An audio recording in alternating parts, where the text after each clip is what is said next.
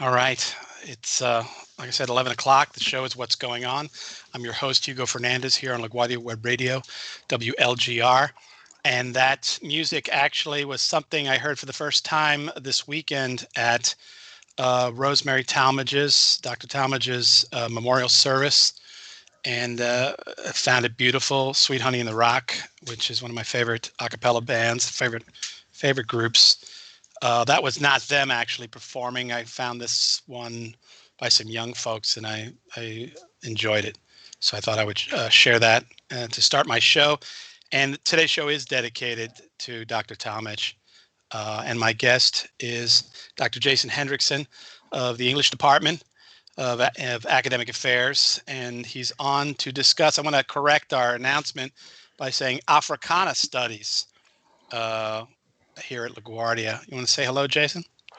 Hey, Hugo. Hey, everybody. Thank you for tuning in and thank you for having me. You got a great voice for radio, by the way.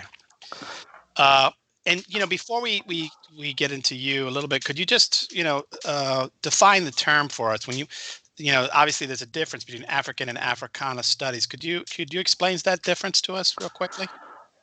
Sure. The evolution of how the study of people of African descent has evolved over time. And in the 21st century, you're seeing scholars take a more broad worldview. Um, African studies, of course, would be that of the continent. Um, and there's been a movement, of course, to be more inclusive of the diaspora, whereas Afro-American studies centered in the U.S., Africana studies relates to both kind of that broad umbrella of the diaspora, uh, including the U.S., but especially appropriate to LaGuardia, the many countries and cultures that's connected to around the world. So it's a bridge. It's a Indeed, bridge that. between the two studies. Shout Very out to the good. school newspaper. That's right. The Right. bridge. And our friend Victor Rosa. So I talked a little bit about how we do the show. We want to find out a little bit about you. So would you like to tell us a little bit about your background and studies, things like that? Yeah, this is funny. I always, in the beginning of my classes, will ask my students to ask each other where you from, and I purposely make it a loaded question, and now it's being put back on me. So I'm not sure how to answer it, but I'll answer it anyway. So I was born and raised in Queens, Long Island City, in fact. Born and raised proudly from Ravenswood Projects, about a mile from the school. Um, and born to loving parents. My my parents are products of New York, Black, Native American, Puerto Rican, and yeah, I've been pretty fortunate. I've had a kind of wild ride, I guess, when I think about the idea of going to college and then being back at LaGuardia. I'll explain that in a minute. Or yeah, the first in my generation to come out of a college. Growing up, I went to public school. I actually went to the Bronx High School of Science after testing out of my neighborhood school, get into one of those track programs, and then left New York to go to Duke University, where I graduated. Went from Duke straight into University of Massachusetts in Amherst, where I got my PhD in Afro American Studies with a specialization in literature and culture. And now I find myself at LaGuardia, which is a homecoming for me for obvious reasons. That's where I'm from. So yeah, that's in a nutshell some of the story, which we could break apart a little bit. But yeah, that's how that's my path. You want to talk a little bit about like what made you decide to follow that route? I mean, what triggered your studies? I mean, interesting. You said like Bronx Science is your high school. I didn't, I never went. I mean, I grew up in South Florida, so I don't know anything about the just a little bit when my daughter was applying to high schools. But I would think that you come out of there, you're on the science track, and it seems like you veered into the humanities It's funny you happily. say that. Yeah, so Ironically, science was my weakest subject, but I was a pretty strong student. And in fact, one of my loves in science is astronomy and astrophysics. I actually got an award for astrophysics when I was a junior in high school.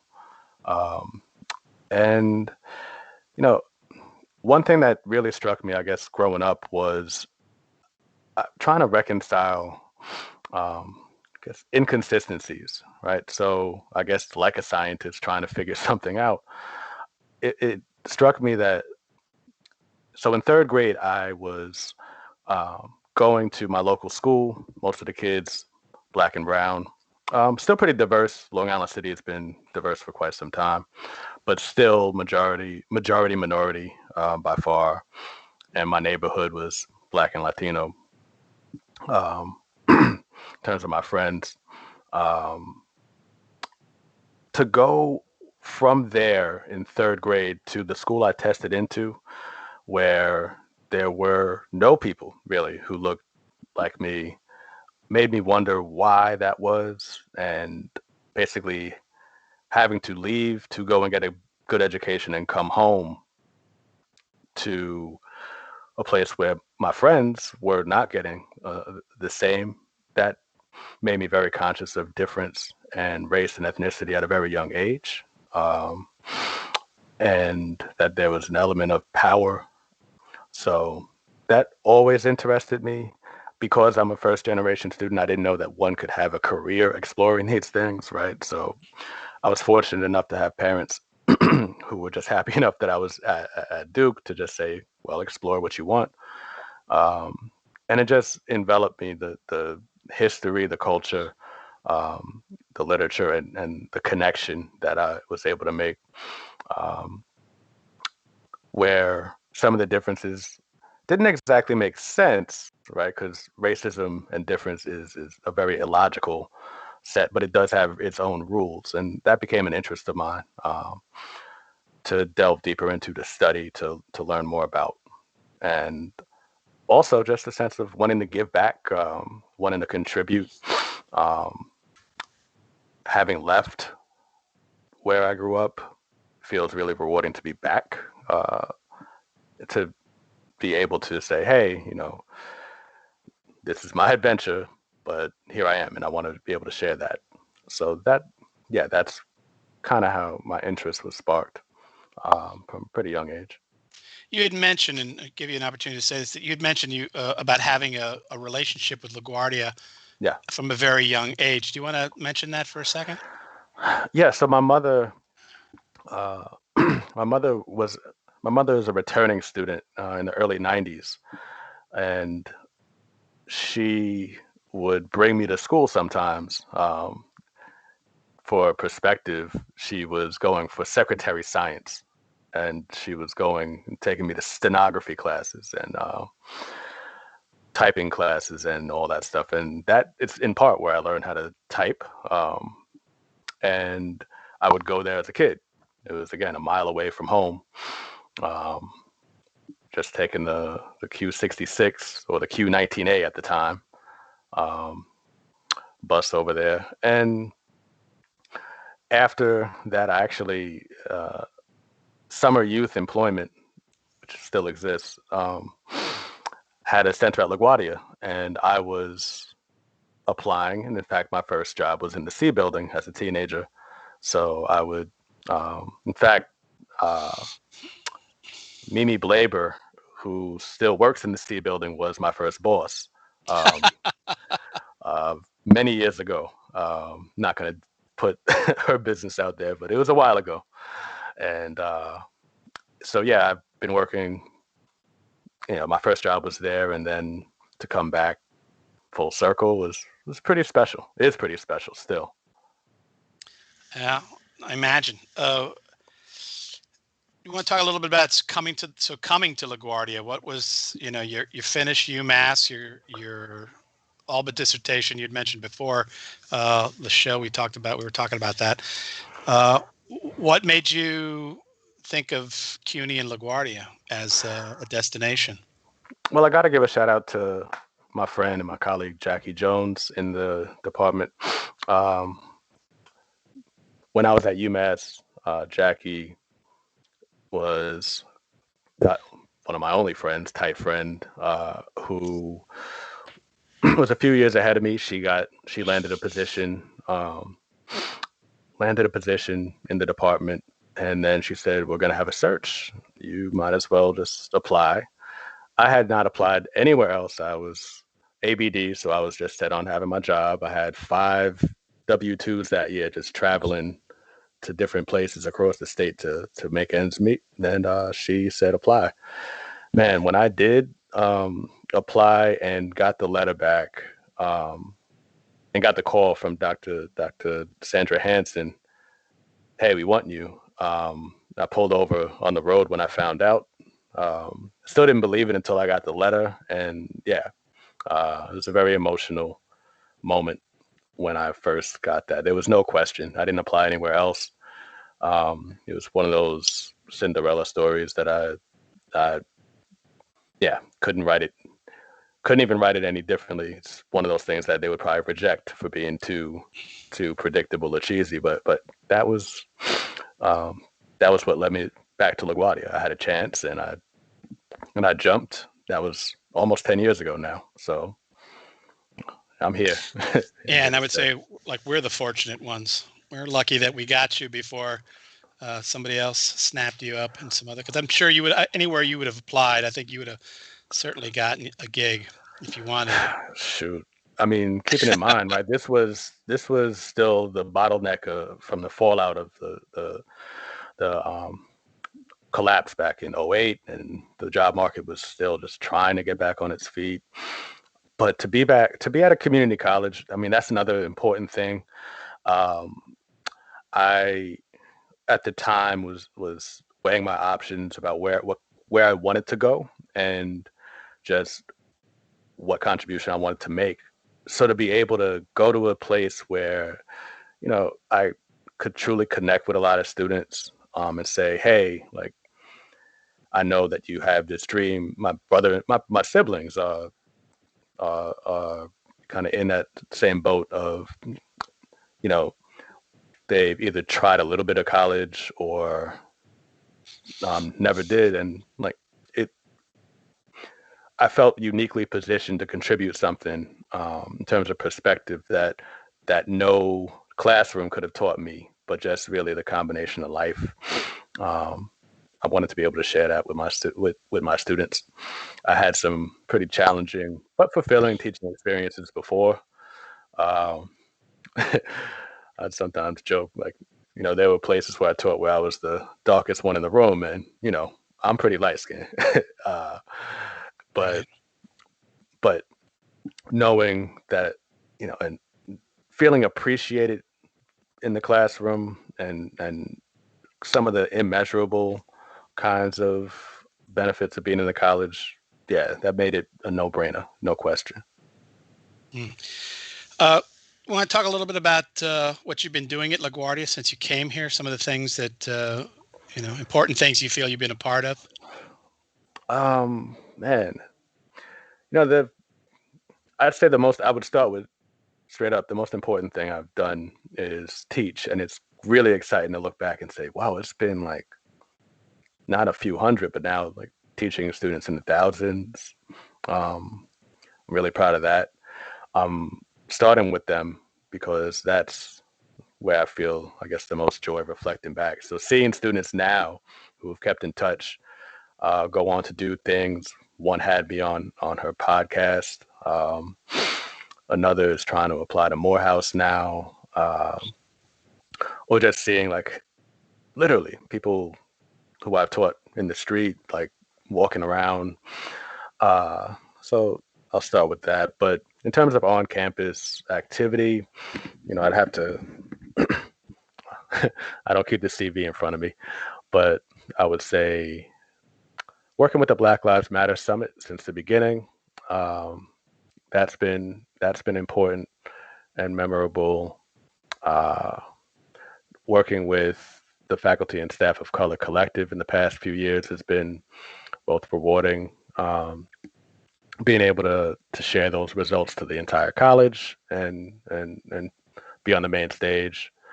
Uh, but a lot of the work that I've been involved in has, I think, all worked toward the same aim of kind of purposeful serving. And that's kind of the echoing the mission that I learned and remember from being in graduate school and learning about the legacies of Africana studies, right? It's not just about going in and adding another academic discipline, but you have an actual commitment to doing work that you know bridges students with opportunities, that fosters equity within the workplace, fosters equity within the community. And so, yeah, being involved in those types of initiatives, it's kind of been my sole focus, whatever those different projects may have been. But yeah, the programming's been fun. Um, Hosting the summit and having the people, that's been fun. Connecting with high schools to attend the summit, that's been fun. And expanding that reach. So yeah, that's the general scope of some of the stuff that I've really been excited to do. Representing the college on a national level with the um, through the College Language Association, that's been rewarding. So yeah, I think it's all kind of rooted though in that same starting point with regard to one, where I call home and where I come from, but two, um, Africana Studies and its mission, and what's kind of incumbent upon us as educators in that space to be at a space like LaGuardia. Yeah, there's a lot of things I want to say about what you were talking about. I mean, one of the things Yeah. I think is, I hear the phrase in my mind is a calling Mhm. that, I mean, I talk to my students about this a lot of times. I wish you a career as opposed to a job, because with a career, there's never enough time to do all the things you want to do. And because you're excited about that, but I hear it, and I want to mention it. I want to talk about I want to get right into the Africana studies, but I also wanted to say, do you sometimes feel the weight of being a faculty member of color and a man of color? We know from the surveys we've done that we lose faculty of color faster than we can hire them, believe it or not. And obviously, a lot of that has to do with the workload. And on top of the fact that you're pulled in many directions, sometimes, for example, we were talking about before the show, search committees that need to have somebody on there, but also just the weight of the kind of work you're doing, which is, I mean, I believe that, just by showing up and being the person in the front of that classroom and wait when your students see you, you know, uh, that is a major impact on our student body, which we know is made up of a lot of folks of color, and completely changes the dynamic for a student, and particularly because here they see someone who looks like them or reminds them of themselves or has their same experience, and is not only in the job, but really good at it and excelling in the field, and suddenly an entire door opens in their mind. But do you sometimes feel the weight of being that person? Well, a few things. I mean, I would say it's a weight in as much as weight in the physical world, like at first may feel like a challenge, but makes you stronger, right? Um, and how one uh, you know, deals with that weight as an opportunity, I think makes a big difference. I don't look at it as a burden, but a blessing. And I think about the connections I've made with students, which are pretty genuine in the sense that, and I guess this is where some people do say this is a burden. The genuine connection can result in like office hours where people are confiding stuff in you. Um, and that's a combination of maybe how I present myself, but also of affect, right? And you mentioned that getting in front of the classroom may be enough in terms of impact, but actually, I think that it depends on what happens after that moment, right? Because it's just a high pressure situation where uh, a student sees you, and are you going to disappoint them with their increased interest, or are you going to meet their expectation or surpass it? So yeah, I definitely feel that weight. I'm very, very uh, intentional about the very first day of class about how that has to go because first impressions matter for that reason I just said. Uh, but yeah, I do think of it as certainly as an opportunity. Uh, there are students who really haven't imagined themselves in other p- positions, potentialities. I remember in some regard that was me. Um, but the power for me, I remember seeing a black professor.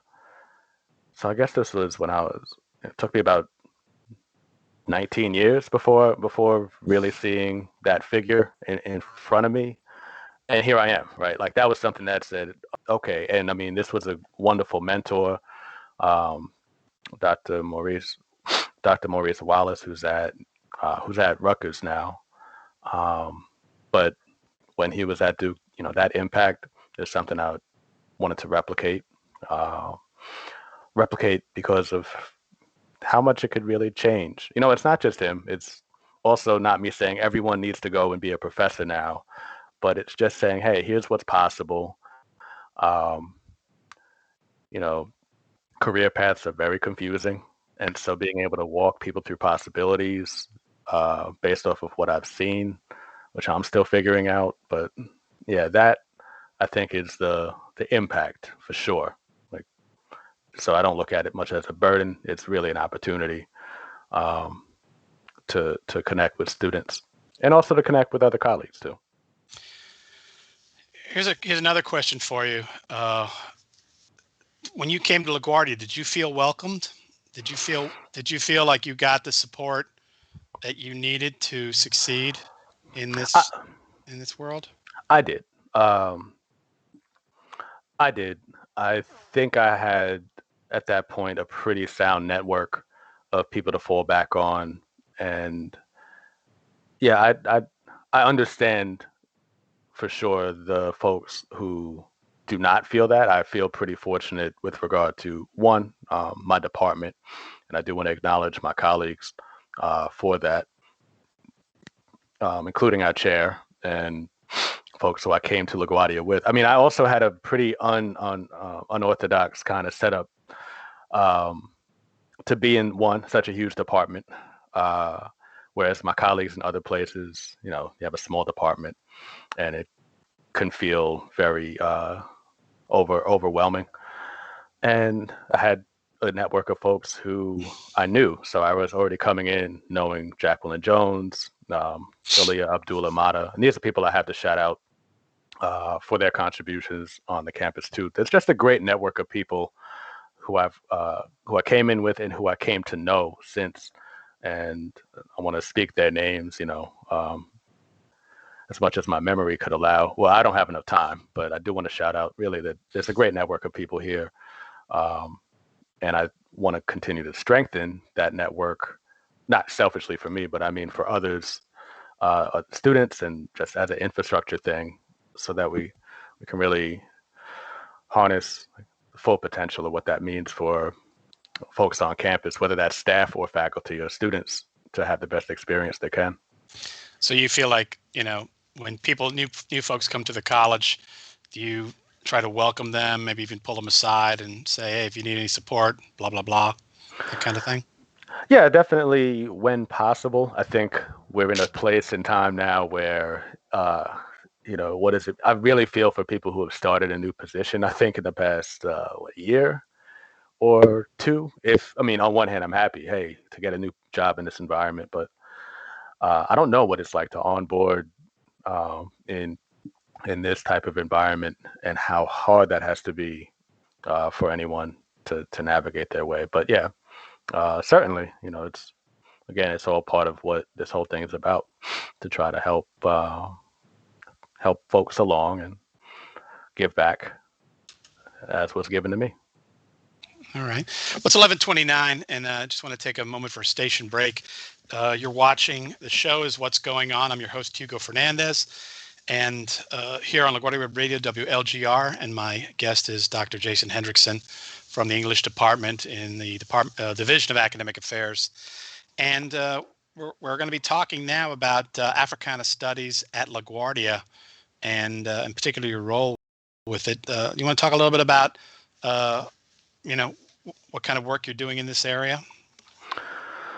Well, some things are really preliminary. I think that there is an interest on the campus with regard to what a curriculum might look like uh, centered around Africana studies. Also, there's a conversation happening about ethnic studies.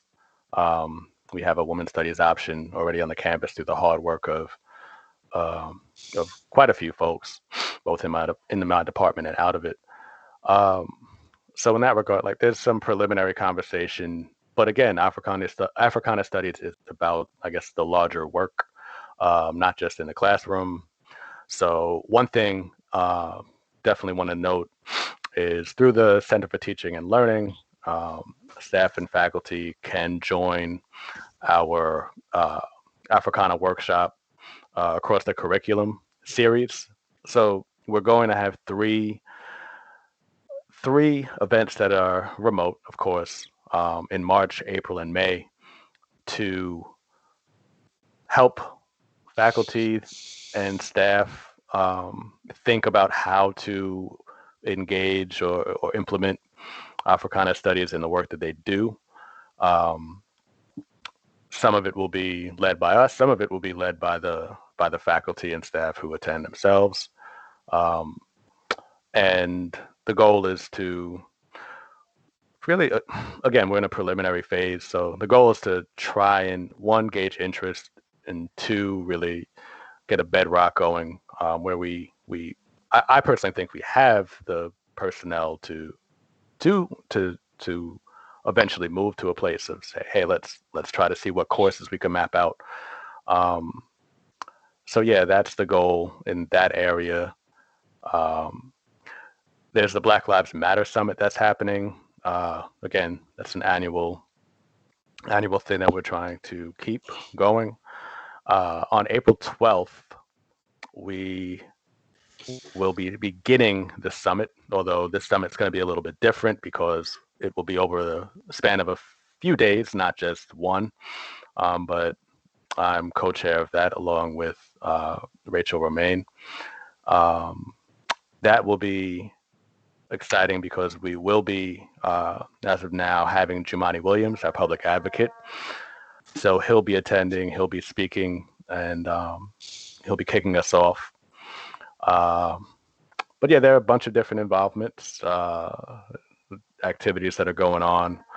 Faculty and staff are invited to join the Black Voices Project as LaGuardia celebrates its, kind of milestone years. And the archives, we've taken it upon ourselves to try to collect the voices and experiences of Black staff and faculty, past and present, in terms of capturing, as an allude to your show, what's going on, um, right now, and really capturing this historical moment for what it is. Those voices are important. What it's been, but really, this all speaks to the primacy of the moment right now. We've lived through the latest iteration of another chapter in American history. And, you know, the time is now. I guess the time has always been now, but at the college, the time is definitely upon us where we can look and see, hey, what could a curriculum look like? Um, you know, going back to our college's founding, uh, the idea ever since, community college number 9 was to have an institution that um, was unique in its practical application to the workforce. Um, and we would be, I think, continuing that mission by doing that. employers need to know that their students understand the landscape that they get, that the landscape that we currently exist in, um, equity, diversity, understanding, and valuing culture, um, valuing Black culture and its contributions. Um, we've seen the conversation shift in the past few years where that's actually an asset. You've seen, you know, corporations even investing kind of unprecedented amounts of time, attention, and money into this, and we see then the teaching of students of the contributions, history, and worldview of Africana studies. We see that to be paramount, and undoubtedly important to their advancement. So we want to try to develop that. That's of course a multi-pronged thing because we're also dealing with the challenges of enrollment, right? And the challenges of getting people to get in the classrooms. So it's no light lift, but it's a necessary one. This has come up in other venues. Dr. Vanessa Bing, who's a colleague of ours and with Hmm. FSOC and other, has talked about trying to increase enrollment of African American students from the feeder high schools. And you were talking about your Black Lives movement and the Voices Project. Uh, Seems like that's going to be a natural, students who get engaged with this program at a high school level would say, "Hey, LaGuardia, follow it into the LaGuardia program." But is that something else? Is that something that when you talk about enrollment, are interested in exploring how we increase the numbers and percentages of African American students in the classroom? Yeah, I think in the that's pretty far down the road. Right. In that it's really hard to see and think ahead in this environment. So forecasting has just been such a stress and a challenge. Uh, Yet, I'm wondering about our approach and the uniqueness of LaGuardia's gifts. Right, we are a Hispanic serving institution, and um, I don't see any any reason or way that the um, kind of radiance of our Latinx population and our Black population should be in conflict.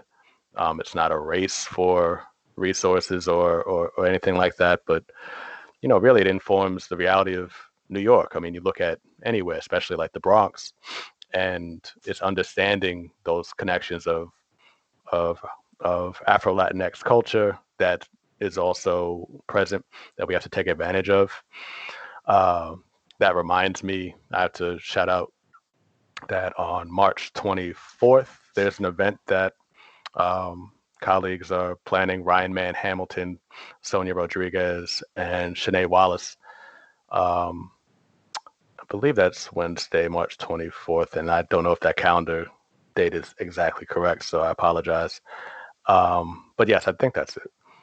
On the 24th, having a they're hosting an event on this very subject. Um, but yeah, I do see a need for an intentional kind of recruitment to get that the population up. With regard to classes, I don't in any way think that we need to heavily just depend on that population because the classes would be for everyone, and they're important for everyone as well, and the events are for everyone. Um, some of us have gotten this education our whole lives, right? So I do think that it's important to cast a wide net with that. Um, the horns outside agree with me, so I'll leave it at that. Is something going on out there?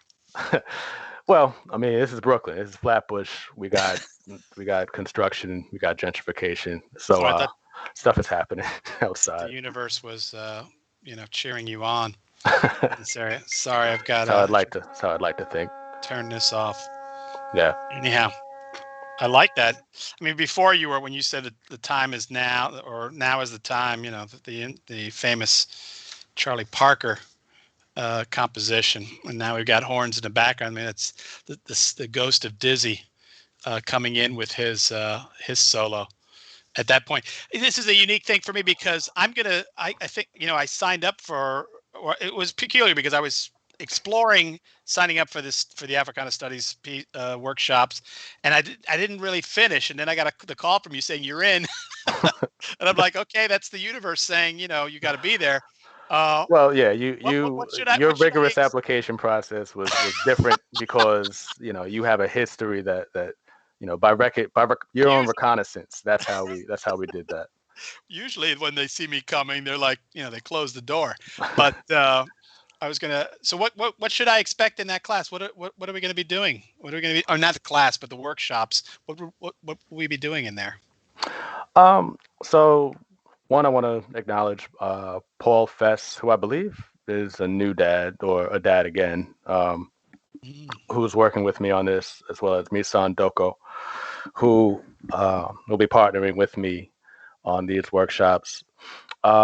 So the idea is to begin the workshops by giving a history of the discipline itself. I think it's important that people understand that this is, um, Africana Studies comes from a movement that actually coincides with LaGuardia's founding in the late 60s. You have people who are demanding a more inclusive education. They're demanding pretty radical demands. They're demanding that students see themselves reflected in the history and the culture and all that of the campuses. So look at Yale, you look at some of these, you look at some of the Ivies, or even on the West Coast, you had San Francisco State, San Diego. You have people who are demanding to be seen in the classroom with faculty, with all that. It's important that I think we know that history um, and understand that we're inheritors of that legacy to start. So the first part will really be focusing on the backdrop, and the next part would be looking at the different disciplines and how they intersect with the discipline with Africana studies, what it looks like in, say, African American literature or Black diasporic literature is different from if you are coming in and you're in nursing, right? But there still is a place for it because there's a history that one who's going out as a practitioner should know when looking at people of African descent, um, Black and brown people actually, with medical malpractice and all of that. So providing that context will be a part of it too. And we're also going to get a sense of what would be useful from the participants. So this is an open call, right? And get a sense of what they want to see out of it with the survey. And we're still in the planning phases for the full 3 sessions. So we definitely want to touch on the history of it. Um, if we were in person, our goal was to set people up with community institutions to try to create extracurricular or co-curricular kinds of activities to embed in people's syllabi and people's classes. So that's where the workshop stands now. 3 separate sessions. One definitely touching on the history, and the other ones will be a bit more interactive, which I hope.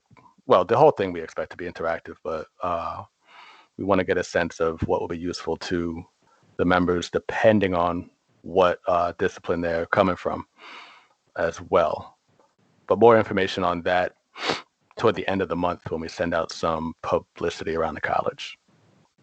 Okay, yeah, I haven't gotten any notices though. My colleague Yeah, Anna no. Maria Hernandez, who is I think also going to be a part of it, Hmm. was saying something about getting notices. I was like, well, maybe I'm not part of it anymore. I'm not getting. Don't But worry. No, no, we're just all swamped. yeah, and it's fine. I'll see where I'm at with that. We're moving into the last 15 minutes of the show, and I just wanted to let folks know if they are listening to if they want to ask any questions, now would be the time. And we are going to talk. You mentioned it by the event that's in March 24th, but some other. I mean, obviously, this and the workshop itself is a future project. But what other things are you working on? What have you got in the hopper? Just things that you're working on around this issue of Africana studies, or even your own, other things you've got going on in your work at the college. Yeah, I want to. Well, there's one thing I can't announce yet. Uh, so I'll just put a teaser that there's something that I think folks will be hearing about. But I don't think I'm at a place I could say it. I mentioned the summit.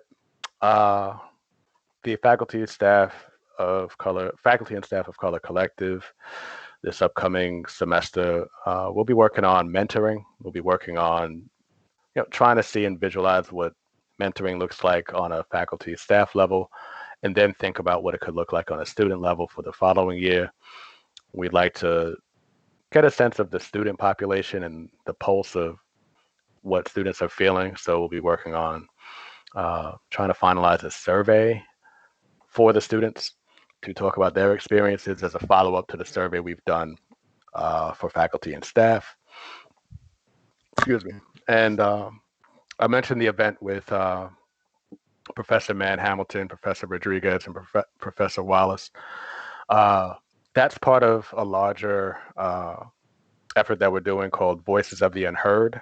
And Shanae Wallace is heading that up and managing that series. So I want to give a shout out to her.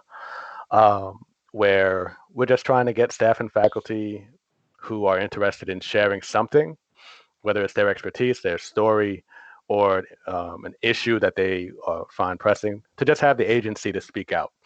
One of the goals that we've had for quite a while now, I guess 2 or 3 years, has been making sure that staff are seen and that there's some parity. Making sure we focus on that.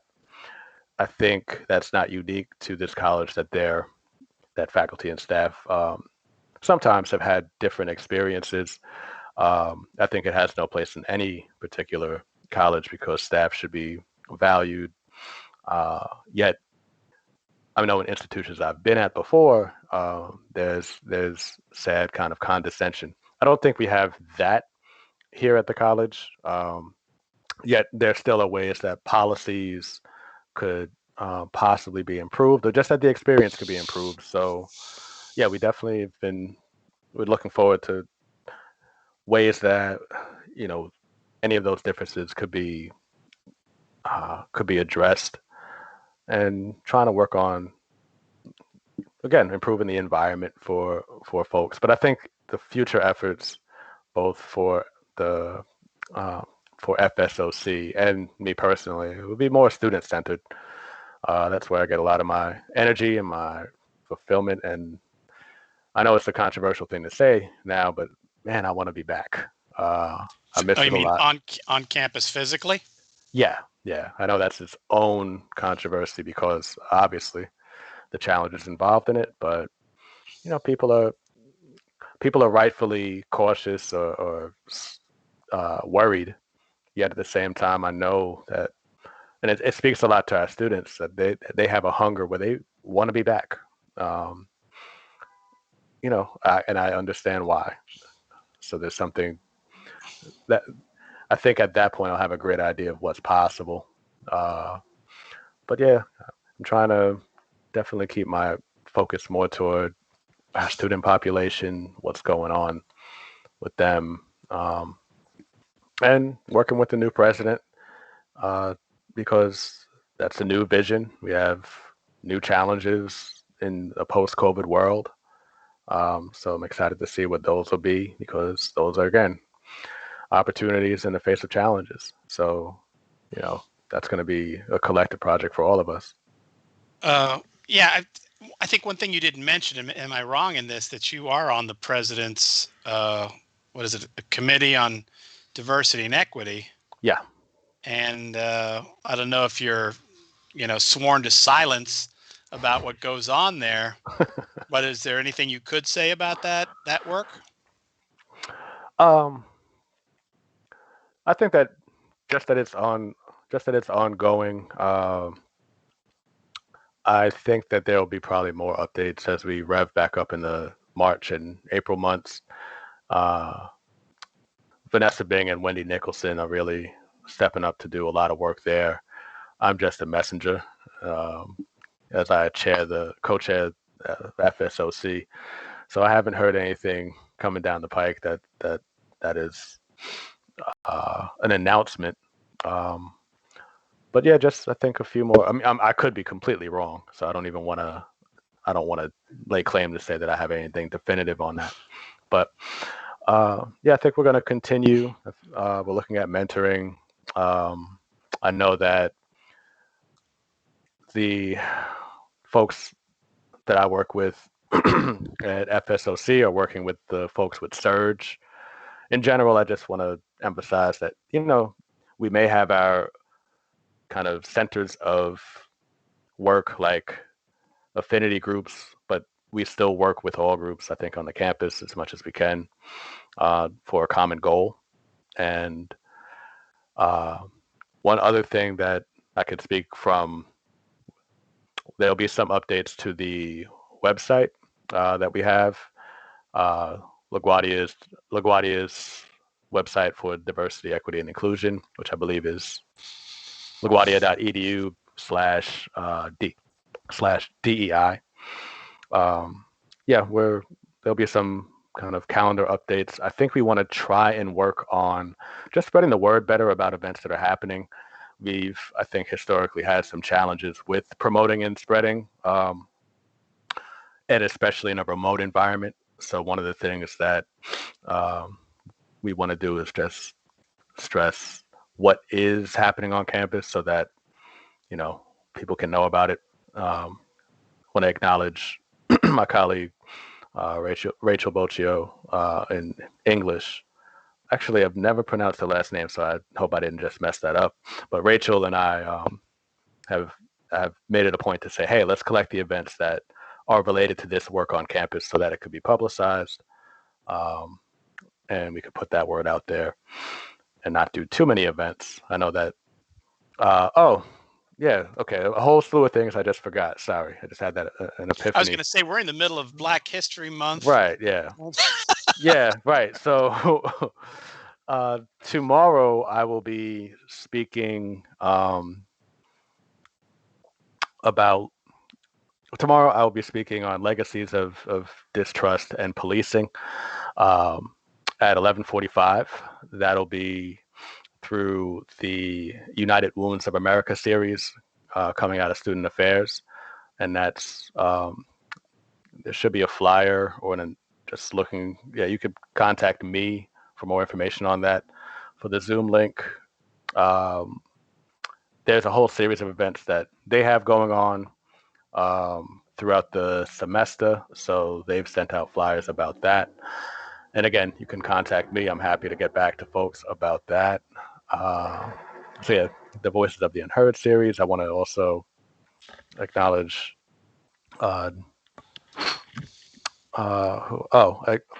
Before I forget, also Dima, Dima Bayraktar in the Women's Center, the safe zone that we have for LGBTQIA students.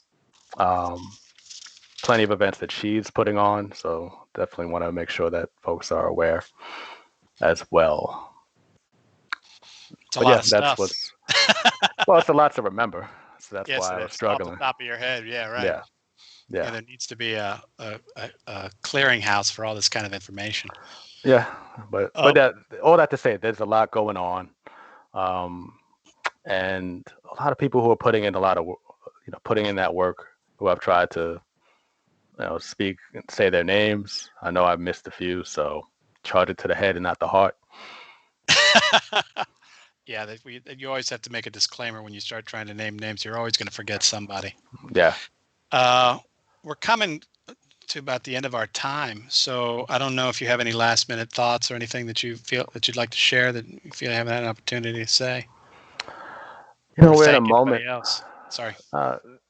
I feel like we got on a lot of technical stuff, and I wanted to acknowledge again Rosemary Talmadge for her presence on the campus, and the legacy she leaves behind, and just the moment we're in. Every class, for quite a while, I would begin my very first words to class would be, um,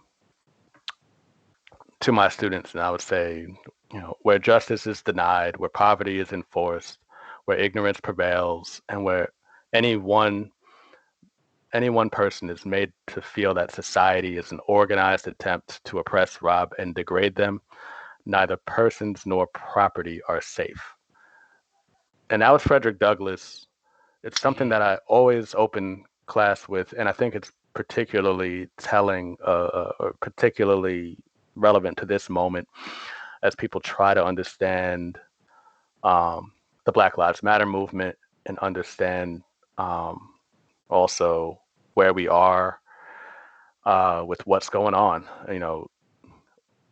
There's Yeah, we're at I don't want to say a crossroads, but this is really a moment where this is a reckoning of unreconciled pasts, um, and you know there's no there's no answer I have for it, but I want to acknowledge one on in particular during this month, all the work that's been put in, all the silent, uncelebrated activists, all the silenced people, um, be it by being muffled or worse, by having the air taken out of their very lungs. And so, um, I just want to end on that note to acknowledge where we are, and also, how far we continue to climb in this long journey that we're just running the latest lap on. So yeah, those are my parting thoughts. Okay. Well, since you again mentioned Rosemary Talmadge, who we're dedicating this show to, like I said, I attended the memorial service, and one of the phrases that came out of it, I just wanted to read. And but having said this, we cannot forget what has happened. And I've always say this when I work in governance, I talk about infamy being my strongest tool, because in many situations I don't get a vote. So I think history is important. But here was a phrase that somebody noted that she thought of, which is, "We have it in our power to begin the world over again." Thomas Paine. And I really feel like, given what we've witnessed in the last period of time, that it's very easy to say we don't have a chance, but we have an opportunity to begin again and to make, you know, our society what we want it to be, and the legacy that we want to leave for our children. And I found that powerful last night. I don't know if you agree with that. I mean, it's fascinating. It comes from a white founding father, but but Paine, I think it was from the Northeast, so he was on Well, our side. But uh, well, just saying, also, I mean, I think it's apropos of Rosemary that we understand the value, um, of the work that allies do, right? and Exactly. Dr. Talmadge, I think, is definitely exemplary for that. May she rest in peace. And we have to continue her good work, uh, you know, and acknowledge that we stand on the shoulders of giants here at the college. Indeed. Well, I just want to thank you for being on my show. I know, earlier today you had some apprehension about whether you're prepared to be, but I think you've been one of my best guests, certainly this season. And I want to thank you for coming on the show. Yep, Uh, happy to be back and whenever. so, yeah, no, you got to come back. Well, we got to come. I want you to come back about the Black Lives Matter work you're doing. I think is important, and maybe checking in after the Africana Studies workshops and see what the impact of that has been. But the show is What's Going On. I'm your host, Hugo Fernandez, here on LaGuardia Web Radio, WLGR.